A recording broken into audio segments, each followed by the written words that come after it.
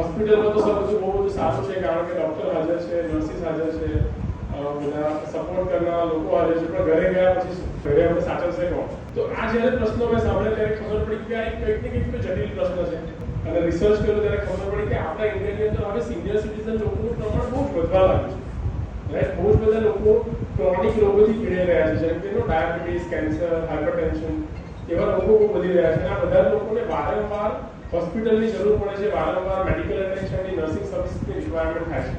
તો આવા સંજોગોમાં એક વસ્તુનો આઈડિયા આવ્યો કે ઘણા બધા લોકો એવા છે કે જેમને આવી સર્વિસીસની રિક્વાયરમેન્ટ છે, અને એટલા જ માટે ઇન્ડિવેક કંપનીની સ્થાપના થઈ, અને 2020માં અમે લોકોએ આ કંપની શરૂઆત કરી. કોઈ પણ પ્રકારની ઇમરજન્સી અથવા ઓપરેશન સિવાયની કોઈ પણ હેલ્થકેરની સેવાઓની જરૂર છે તો એ તમારા ઘર આંગણે અમારા સર્વિસ પ્રોવાઈડર દ્વારા અમે પહોંચાડી શકીએ છીએ.